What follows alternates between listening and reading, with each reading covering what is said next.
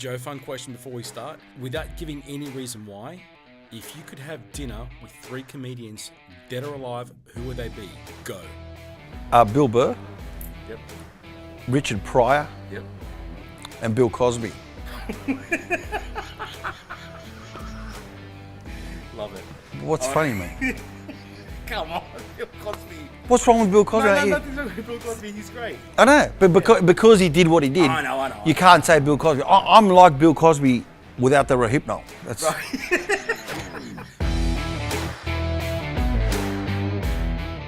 I think it was when I was at uni. We'd go to parties, uni parties, and I had this knack for telling jokes. I used to imitate the lecturers, and that's when I kind of thought, yeah.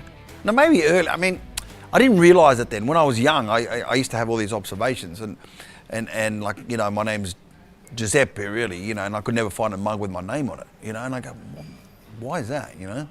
And I would have those kind of observations, but I didn't realise that was comedy, you know, as a kid. It was later on that I started to realise when you can tell jokes and how you can tell jokes. The way to tell them, like someone yell out a punchline and say, do the joke about the steps, but then of course you do the joke. And because they just heard the word steps, then you do the joke with the word steps and it doesn't work. So then you realise then, oh, you know, you got to leave that gag, do a few other gags when people have forgotten about the steps, then bring in that gag. So it was all that, the intricacies of telling a joke which made me fall in love with it. So when I first started in the mid-90s, there was no social media, right? So the way that you got known is you had to do stage time. You had to do working at the Comedy Store. You go to Melbourne, you had to do the comedy festivals, you had to do the small rooms. And the only way you would really get known back in those days was, hey, it's Saturday, the midday show, and maybe a morning breakfast show.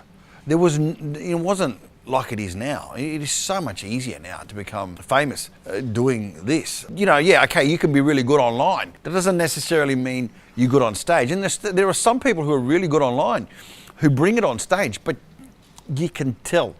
You can tell that they're green because you need hours. Like when you talk to a pilot, you don't say, how many years have you been flying? How many hours have you been flying?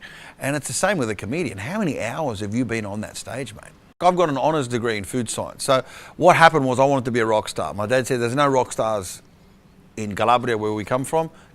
Go and do something else. So I liked food, I liked science, so I studied food science. Then I won an honours scholarship, and that's when I started doing comedy, right? And then I worked for Streets Ice Cream and helped bring the Magnum ice cream here to Australia. I was on the team that did that.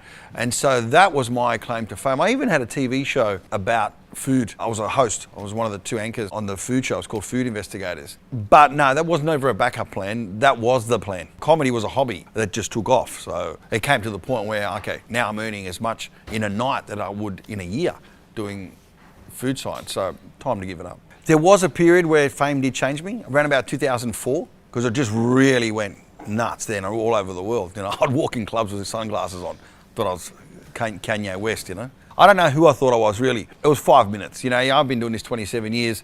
It was a very short period of time. You know, some of my friends were like, yeah, there was a period where we couldn't talk to you. But here's the thing, overnight fame creates ego. Long fame creates character. Because the way that it happened for me, it started a little bit of fame. So it wasn't just overnight. Like I started to become popular amongst the Italian community in Sydney. Then it blew out to Melbourne, then around Australia, then around the world, then into America, then into Europe. So it kind of happened gradually. Whereas today, I think a lot of kids who become famous online all over the world, and you see it, their egos are out of control. Yeah, it's a bit of an exaggeration, but you know what it is? It's a culmination of everyone's life. You know, so the mum in my show wasn't my mum. My mum was my Timariana, you know her, you know, my dad's sister, okay? So the grandfather character was my dad's dad if he spoke English, but he didn't speak English, but my other grandfather spoke English. So it's a culmination of a whole bunch of characters. And if it didn't happen to me, it certainly happened to someone next door, right? So if I didn't feel it personally, I felt it through somebody else. So, you know, I wasn't too far away from, you know, from what I'm talking about. In Adelaide, there was this guy, he was an Australian guy married into an Italian family. And he goes, mate, the first time I went to do the visits to the Italian family, he goes, I got drunk. He goes, and that was just on the salad, right? What a great line. And so then I used it and adopted it And I just said, the first time my friend Darren came to my house, he got drunk and that was just on the salad. But really it happened to this guy. And, there's not a lot of it, but it could be 5-10% of my shtick might be something that somebody's given me. So I always make sure that when someone goes, I've got to tell you a story, I always listen, and I always listen attentively because, look, most of the time it's just, I've heard it before.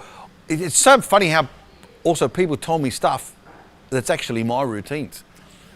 Like, okay, mate, do you know that came from me? And because it could have been so long, and also because there's other acts that take, borrow, steal, whatever you want, my stand-up and make videos and stuff of it. People see it in a different way, and they don't realise that's where it comes from.